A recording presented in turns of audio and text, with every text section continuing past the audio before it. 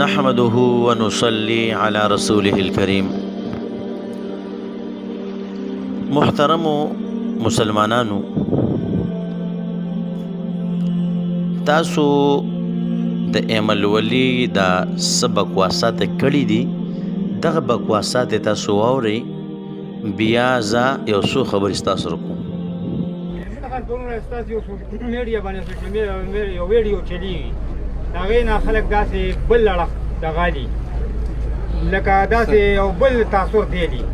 امیر صاحب ښکاره خبره کوه، موږ پښتانه یو، موږ پښتانه ډم پښتون نه دی څه کو نه تشته پښتون پیږي که نه، او چې کم کار کوي دا هغې سره دونه دا یو بل سره ډېر نږدې دی. خفه کېږه مه مشره، دا هم د کیمرې کار دی او هغه هم د کیمرې کار دی، ستا دا هم فن دی او د هغې دا هم فن دی. خفه کېږئ به نه، خو موږ له سوچ دی ملیانو علما کرام دې ځای ته رسولی دی چې لکه د خبرې چل هم نه درځي. ته د کومې ادارې والی؟ 400 نیوز اخبار والی، او لکه د سوال چل هم نه درځي. د ښه ډاډه سوال کوی، په دې څه دغه نشته، لکه ډمان ولې پښتانه نه دي. او زه په فخر د دغې سوچ او د دغې فکر هم خیال یم. کو څوک رباب زده کول غواړي خفه کېږه مه امیر صاحب، زه به یې ورته ښیم که تاسو پې سل ځله خفه کېږئ. که څوک باجۍ زده کول غواړي خفه کېږئ مه، زه به یې ورته ښیم. که نه تاسو به ټول قام ټول عمر په خودکش دماکو، په انتها پسندۍ د جومات او د مدرسې په دغې روایاتو ساتئ. افسوس چې د کم د وجې زما مذهب شرمېږي. محترم، تاسو د ایمل ولی دا بکواسات واورېدله چې یو کس د دن تپوس کوي چې تاسو څه خبرې کړي، څه بیان هم کړی دی، نو د دغې نه غلط تاثر د دې نه خورېږي. نو دا وایي چې مونږ له دغې علماء کرام و دې مولیانو دا ذهن داسې جوړ کړی دی، لکه مقصد دا چې د دې ډمتوب خلاف و، د دې ربابونو خلاف و، د دې باجو خلاف. حقیقت دی بالکل، ځکه شریعت دا وایي چې لکه دا څیز نه دی ښه. شریعت یو څیز ته بد وایي نو زه به ورته خامخا وایم، مولا یې په ټولو بسر کې ورته بد وایي، او بیا وایي که تاسو پرې خفه کېږئ خوشحالېږئ. خو زه به که څوک رباب زده کول غواړي زه به ورته ښیم، او که څوک باجي زده کول غواړي زه به ورته ښیم.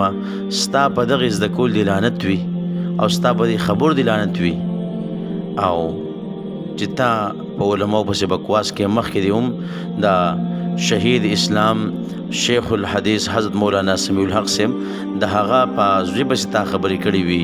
اوس دې هم په دې بیان کې د علماء کرامو خلاف سا خوله خوځولې ده، او بیا وایي چې زه په دې باندې فخر کوم، او زه دې سوچ هم خیال یم چې دغه رباب او دغه رنګې دا باجي او دا څیزونه ویل دا چې کوم دی صحیح دي او ښه کار دی، او زه به ورته ښیم دا به کوم وایي. او بیا وایي چې ستا او د دغې خلکو دا کار یو شان دی، دومره فرق خو نشته دی. ستا هم دا کیمرې مخې ته دا کار دی، او د دغې ډمان هم دا کار د کیمرې مخې ته دی.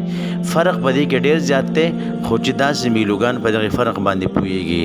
ولې د کیمرې مخې ته مثال ډم هم یو کار کوي، څوک به ګډېږي، څوک به چې کوم دی مثال د کیمرې مخې ته رباب وایي، باجي به وایي، ګانې به وایي.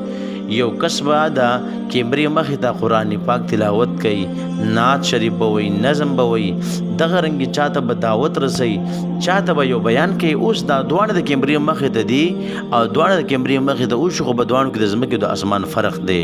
نو دغه رنګې دا نه چې د کیمرې مخې ته یو کار کېږي بس هغه کارونه چې کوم دی ټول یو شانتي دي.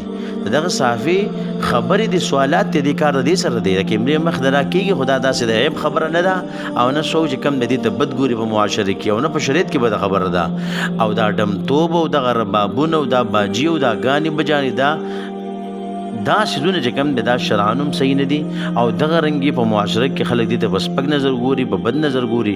نو دواړه چې کوم دی هغه په یو داغ کې ماچو چې دواړه ته یو شیز وي او دواړه یو شیز دی. نو محترم دغه بکواسي انسان دی، او دغه بکواسات د مخکې هم کړي دي او اوس هم کوي. نو الله رب عزت دې موږ د دې بکواسي د بکواساتو نه وساتي. الله رب عزت دې د شر نه چې کوم دی موږ محفوظ کړي. وما علینا الا البلاغ.